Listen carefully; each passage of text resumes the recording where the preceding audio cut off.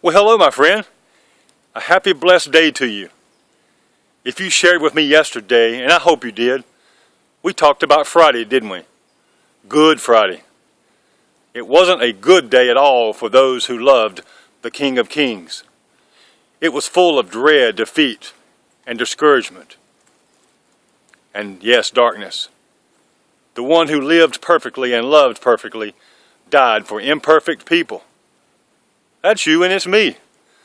Jesus died for us because he knew we were VIPs, very imperfect people.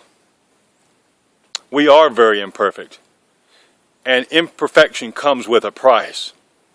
The price paid was the perfect Prince of Peace. We were in sin. We were kidnapped and bound by it. The only suitable ransom for sin is death. He became sin for us and a ransom for many. That did happen to us and for us. Tell me, what if something like that happened today? Unfortunately, your house caught on fire and it was consumed by flames and smoke, and you started inhaling smoke and you were close to death. And a neighbor saw what was going on and came in and rescued you from the fiery furnace, if you will. Pulled you out of that pit just before death.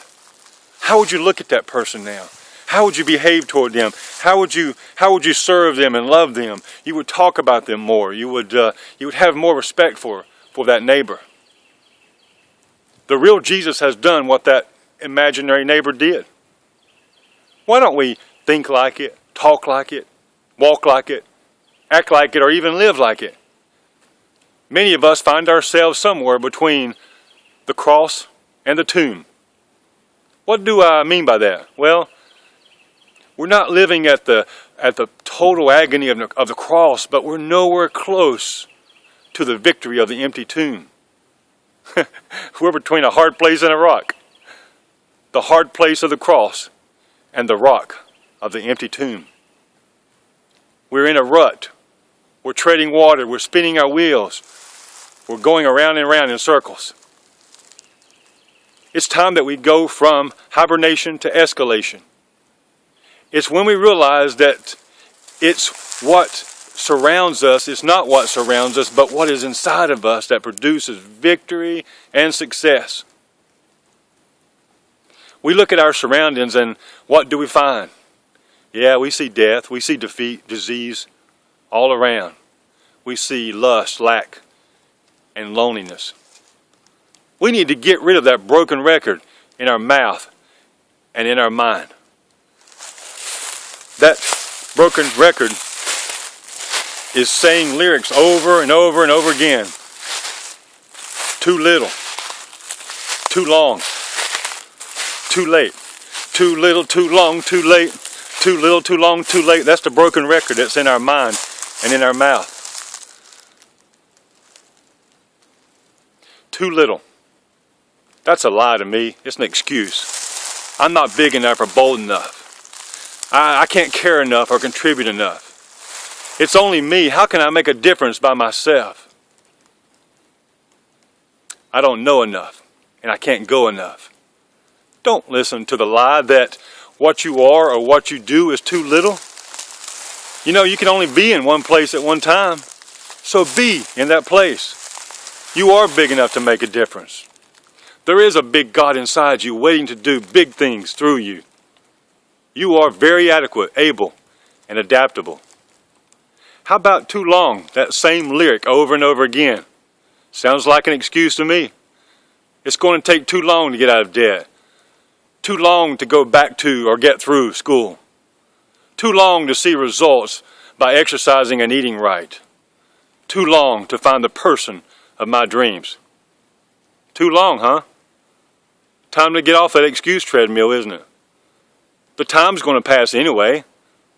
So why don't we start doing and keep hoping for that which we think will take too long? Today is the day to get our momentum going. Think of that word momentum.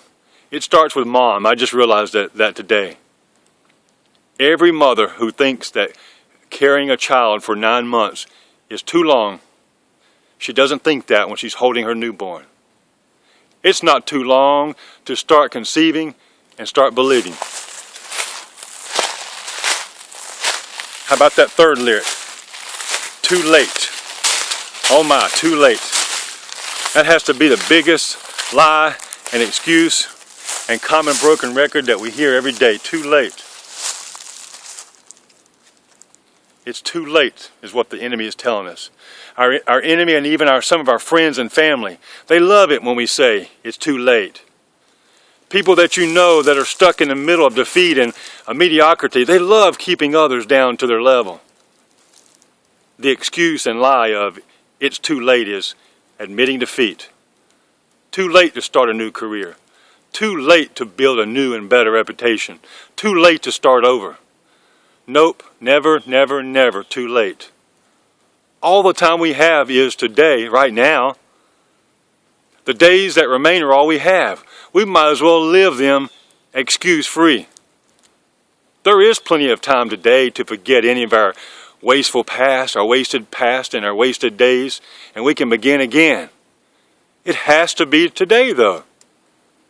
If you're tired of living smack dab in the middle of mediocrity, and my hand goes up, tired of spinning wheels, treading water, and going in circles, start believing today that it's not too little, too long, or too late. There is no better time than now. Be encouraged, be joyful, be happy. Resurrection tomorrow.